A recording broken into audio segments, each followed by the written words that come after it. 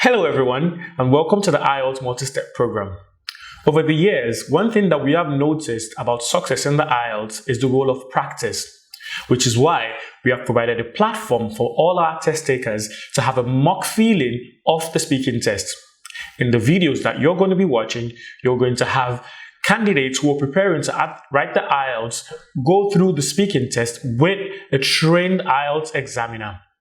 Please watch these videos and note the mistakes they make, the strategies they've used, and the tips that will be proffered in these videos to help you achieve the maximum success that you desire in the IELTS speaking test. Let's get right into these videos.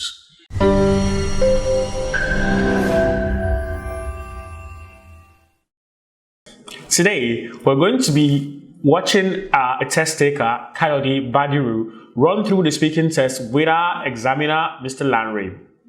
He's going to be pointing out the pitfalls and the mistakes that Kayode Badiru has made in his presentation, and also pointing out the strategies and tips that he has used that enabled him to achieve this high score or this high band score in the test.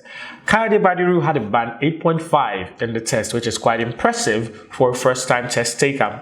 However, watching this video and commenting on it will point out some of the mistakes that even the examiner made himself, or some of the mistakes that Kayode Badiru made that might need or that might affect his overall score. So be prepared to be surprised while watching this video. There are some places where I might review myself and give myself a negative grade, and also give the test taker a negative grade. At the end of this video, we might discover that Kayode Badiru may actually have a reduction in his band score. But we will not be able to decide that until we watch this video. So let's begin. And please make sure that you remember to pause at certain intervals where you need to rewatch or need to jot down something from what you get in this video. Enjoy it. Okay, good afternoon. Good afternoon. Are you having a nice day? Fantastic. Fantastic day. Okay, welcome to the IELTS speaking test. This is a mock test. My name is Lanre and I'll be your examiner for today. Please introduce yourself. My name is Badiru Kayode. Badiru Kayode. So what should I call you? You can call me Kayode. Kayode. Great. Do you work or study, Kayode? I work. Do you enjoy your job? It's a fantastic job. I have no complaints. Okay. So, can you tell me about a shop that is near where you live? So there's a mom and pop store. So, the first thing you would notice about Kayode Badiru is his confidence level, and that is reflected in the language that he uses. And a lot of people ask me, how formal or informal should I be in the IELTS test? And I tell them that it's good to always stick to the official or formal way of speaking. But if you have some collocations, some expressions that native English speakers use that may be informal but still hold meaning, and you know how to use them in the appropriate context, please do go ahead and use them. So the question was about shops or stores, and he referred to a mom and pop store around this area. Mom and pop is a description used to describe small shops or convenience shops that are located in residential areas where people can get essential items. For him to know that particular expression and to also use it accurately or appropriately would definitely affect the positive score or the positive band score that he achieved at the end of the test. Let's see what he does for them. Within my resident estate, they sell all sorts of stuff you typically need in a household. Great. Who does the shopping in your household? My wife does. Great. Do you prefer shopping in smaller family-owned shops or larger supermarkets, and why? For me, it typically depends on what I'm shopping for. I tend to be more functional, so it's all about what I'm looking for. When I want to get household equipment, household stuff, consumables, mom and pop stores work just fine. When I want to get electronics or equipment I need in the house, then I would typically go to a store. Nice. Okay, so let's talk about news now. Do you like to read newspapers? No, I don't. I much prefer sourcing my news online. Why do There's something peculiar about the way he answers his questions. A lot of people who watch our channel, who watch our videos, have adapted this special format that they've gotten from our videos, and the format is for answering the speaking test questions is to give a direct answer first, then give a reason for your answer, and then back that up with an example. But the problem that this raises is that a lot of people usually introduce their reason using the word because. So you find their performance in the speaking test littered with the word because. And the thing is that it's going to definitely drop your score later on. No matter how good it sounds at the beginning, by the time it gets too much, it gets repetitive. It shows that you do not have a wide range of vocabulary items. But if you look at what Kayode Badiru has done here, he's been able to introduce his reasons without depending on the word because, not even using expressions like due to the fact that or as a result of. He is just been able to sort of flow into it, and this is probably dependent on his level of exposure to the language and also his confidence level. As you can see, he's feeling quite confident and feeling quite good with himself, which is where you should be when you're having the speaking test. People like to be kept up to date with the news. It helps you make decisions on a day-to-day basis when you know what's happening in the news, you know, what to purchase, what to sell, what assets you need to have, and so on and so forth. Yeah, when to travel to or not to travel to. Okay, with the rise of the internet, do you think paper newspapers will soon be a thing of the past? I think so. Already, I think a lot of people get their news online. In fact, there are statistics that show that more people get their news on social media networks and even online news sites. As that trend continues to increase, I believe paper newspapers will just be obsolete. I see. Why is there always a focus on bad news? I think it has to do with the human psychology. When bad things happen, we are much more affected by it, and they tend to leave much more permanent scars in our minds. I see. And so good news is very ephemeral, but for us, bad news has a much... Good news is very ephemeral. And then he goes ahead to give the reverse of that and says bad news sticks with us for a longer time. This shows that this is someone who is quite confident in his use of English language, and even when he tries to introduce big words or let's say, how would I say, it's much more complex vocabulary, he knows exactly in what context to use them, and he's applying them to say exactly what he means to say. A lot of times when I see people use big words or try to use more complex vocabulary in the IELTS, especially the speaking part, they use those words just because of they want to impress the examiner or just for the sake of using big words, not because of the meaning or how much those words affect or assist them in expressing themselves in a much more clear and effective manner. Please endeavor to move away from using vocabulary to impress to using vocabulary to communicate, and that is what he's doing. Very good job. Stronger significance. Okay, what languages can you speak? I speak English, my native language, a little bit of French. I'm not very proficient, and Igbo language as well. Do you think people at school should study a foreign language? I absolutely think they should study a foreign language. I absolutely think they should study a foreign language. What does this mean? This shows that in expressing his opinions, he can display a wide range of, how would I say it, to the level at which he accepts or does not accept some opinions. I absolutely believe shows that this is a very strong conviction for him, or I think so, or I assume all these show a variety in the range of his conviction or of his confidence in the opinions he's expressing. This is the mark of a good communicator, using words that say exactly what you mean to say, that express all the nuances of feeling that you have deep within you. The world is becoming more and more a global village. While English is the most widely spoken language in the world, there are other languages that are significant, both in the number of people who speak it and so on and so forth. So Okay. I think people should know more than one language. What are some of the advantages of speaking various languages well? There are studies that show that speaking more than one language actually affects the way people think. People who speak more than one language tend to have better critical reasoning skills. Also, it gives the ability to communicate with a wider number of people. That's true, though. There's something he did. They said people who speak more than one language have been shown to have more reasoning skills, and then he corrected that by saying better reasoning skills.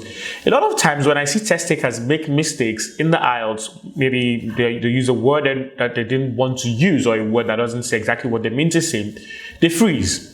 They go, oh my God, they go, oh, shit. No, you don't do that in the IELTS. Confidently, if you know the right thing to say, just correct that. You don't need to actually apologize by saying sorry. A lot of times we interrupt the flow or the fluency. We affect our fluency score by just saying sorry, apologizing for every error that we make. If you make an error, if you make a mistake and you know the correct thing to say, just go ahead and say the correct thing.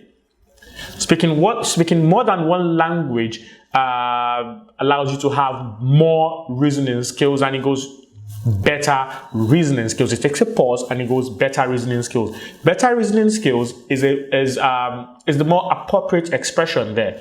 You don't have more reasoning. If you say you have more reasoning skills, it's just you are improving on it. Better reasoning skills shows that there's a comparison between those who do not have good ones and those who have much more than good. What's the advantage? Do you think English will keep its importance in the years to come? I do think so. As the internet becomes, as the presence of the internet proliferates, English is becoming even more important in that space. Its significance has not in any way waned. And instead what you have is more countries that don't speak English. You tend to find there are people who speak more than one language, mostly in countries that don't speak English, rather than countries that do speak English. So I think English significance will increase over the years. Good. And that's good news. Okay, so we'll move on to the section 2 of the test. Here, you'll be given a cue card, a topic that contains a topic that you'll be allowed to have 1 minute to prepare for. You're also expected to give a response that would span between a minute or 2 minutes. So here's your cue card and the pen and the paper to jot your points. You have 1 minute to do that, and your time starts now. So overall, you can see that in part 1 of his test, Kade Badiru has been able to give a good account of himself. He actually uses words, really aspirational vocabulary that say exactly what he means to say.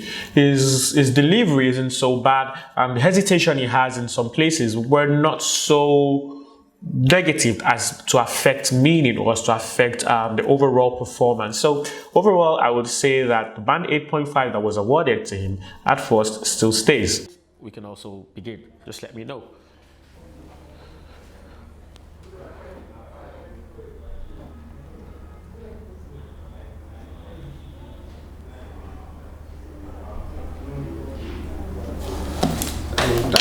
Okay, can I have the cue card, please? The question only. Thank you very much. So, you're speaking part 2. Describe a memorable party that you went to.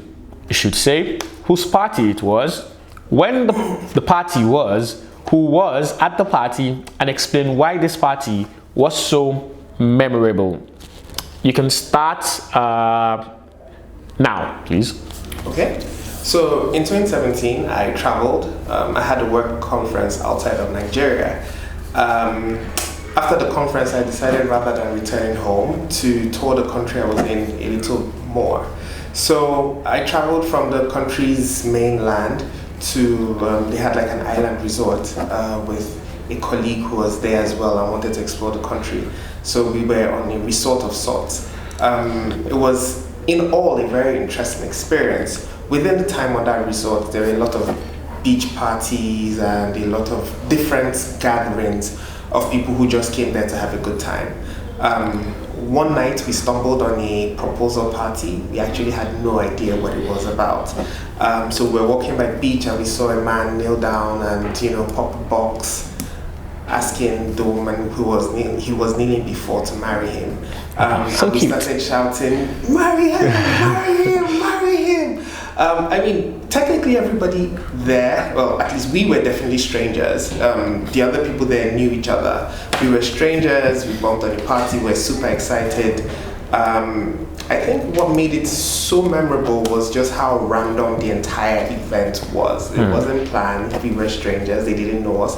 But we were probably more excited than everybody else. I think when she said yes, I ran and grabbed the guy and, and raised him up in the air. Yes! So it was interesting, perhaps because of just how unplanned it was. Thank you very much for that. I think you made it. Your time is up now. That was a quite interesting experience that you had there. And did you later stay long at the party with your friend? We were on the beach, so we stayed a few more minutes with them and then we kept on walking. Great. Let's talk more about celebrations now. Okay. What events in your country are celebrated by holding a party? Mostly weddings. Weddings are very popular here in Nigeria. It's supposedly $1 million industry.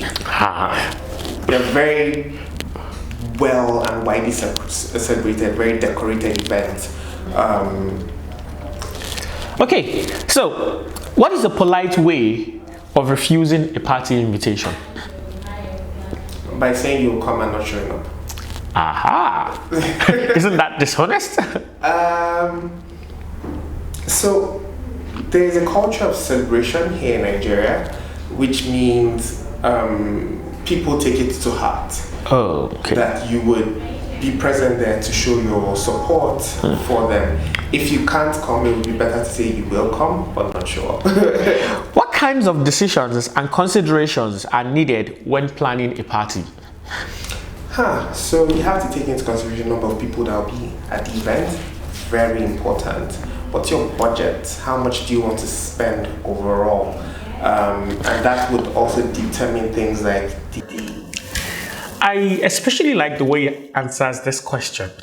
A typical test taker would probably list what sort of things should you take into consideration when planning a party. Number one, number two, firstly, secondly, thirdly. But you see, he introduces a list without even mentioning or itemizing the list. But there's still a sequence to how he delivers all those items, and it flows. So what you notice is that in the exam, for the speaking test, we all have a wide range of communicative competence. Some people are better communicators than others. Some people struggle.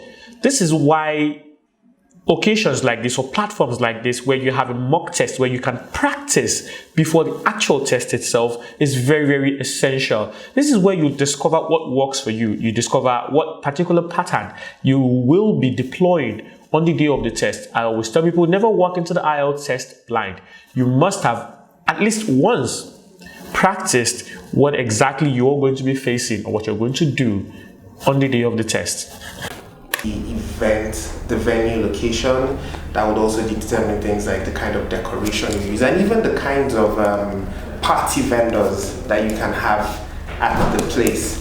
So I would say those are the chief parameters one needs to consider: the number of people coming and the budget that they want to spend. Nice. What are the characteristics of a good host and hostess at a party? A good host and hostess should be hospitable. I think above everything else, that's what matters. They must be welcoming, they must be hospitable, polite to the... Another thing that he does is that he is very specific when he's asked questions that have to do with more than one thing. I mean, questions that involve plurals. What are the qualities? Now, even before he goes ahead to mention different qualities, he specifies that this is the most important or this is the most relevant for him. So even if he stops there and it doesn't say any other thing, it will still be a valid answer, because it's an opinion-based question. So the question is, what are the most important qualities that a hostess or a host should have? And you say they should be hospitable. Above everything, this is the most important. That automatically tells the examiner that this is my focus. So even if I now go ahead and I mention other things, very good. If I do not have the opportunity to go ahead and mention other things, very good also. That question has been fully and confidently answered. Guests invited, make them feel comfortable and feel like you don't want them to be anywhere else but where they are at the moment. Interesting. What is your viewpoint about people drinking alcohol at parties? I think parties are for alcohol. Okay. I mean, parties are for merriment. Alcohol is often a big catalyst for people to feel free, enjoy themselves, loosen up. So I think it's an appropriate drink for the occasion. Good. How should the police deal with people who get out of control at parties because of alcohol?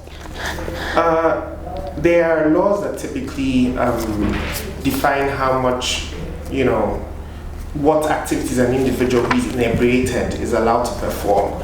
Inebriated. Solid vocabulary to describe someone who's drunk. Definitely worth the band 8.5. Right, you should not drink and drive. And irrespective of how intoxicated you might be, you should certainly not infringe on other people's rights to do things like move or speak and so on and so forth. Whenever that happens, then it's only appropriate that the full consequence of the law should take its place, except the judge were, to be lenient towards the individual. I see. How do you think attitudes to alcohol have changed in your country over the last 30 years? Over the last 30 years, I would say the alcohol industry has grown, and alcohol is now more readily available in much more tiny packages. You see people drinking 20, these small sachets of alcohol. So it's proliferated. So in that way, it's sort of become more acceptable when you think about it in that regard. What can be done to stop young people abusing alcohol? People need to know, or young people need to be aware of the dangers, the kinds of things that can happen when they are intoxicated or drunk. The society needs to put a bit more emphasis on the downsides of getting intoxicated, and this perhaps goes beyond even just alcohol, right? If that kind of education or information is made as readily available as it needs to be and put in the forefront, I think more young people would desist from using alcohol. Thank you very much, Mr. Kayode. This has been a very enlightening and engaging chat. I had a really nice time. So now let's move on to the assessment or evaluation of the speaking test. I must say that this was a quite sterling performance. If I were to give you an overall score, I would range between a band 8.5 and a band 8. Of course, a band 9 would be much preferable for you, and I'll explain why you're not there yet. So there are 4 criteria for assessing the speaking test: fluency, coherence and cohesion, your lexical resource, which is vocabulary, and then your pronunciation. So I need to point out something here, because so on the day that this mock test was taken, we had a mix-up at the studios here, and the actual criteria for the speaking test is what I will read out now, which you would find on your screen. I believe that the assessment that was given in that video is still tallies with this criteria. It's just that some elements have been mixed up. So the appropriate criteria for the speaking test goes thus: fluency and coherence is the first one. Second one is grammatical range and accuracy. The third one is the lexical resource, and the fourth one is pronunciation. I'll take that again. Fluency and coherence is the beginning, grammatical range and accuracy is the second one, and then lexical resource is the third one, followed by pronunciation being the final one. For fluency, I'll give you an 8.5. You were quite fluent, except for some places where you had some speech fillers. Now, the way it's assessed, you can assess your hesitation by either it being content hesitation or vocabulary hesitation. Content hesitation means you don't know what you're saying, or you don't know what to say and you're thinking about it. Vocabulary means I have an idea of what I want to say, but I'm looking for the words to say it. In the IELTS, vocabulary hesitation is actually worse than content hesitation. Content hesitation means you're not supposed to have all the ideas, but vocabulary hesitation means you're looking for the words. So for you, more of your hesitation was more vocabulary, not the content. You knew what you wanted to say, you were just searching for the words, but the hesitation didn't really affect your fluency that much. So for that, 8.5, and you didn't have so many errors. I don't think you had any errors at all for fluency. For coherence and cohesion, I would score you a band 8 there. And this is, coherence means does everything you say, is it relevant? Well, very, very relevant. Where you quoted the statistics, it was quite clearly relevant to what you were talking about.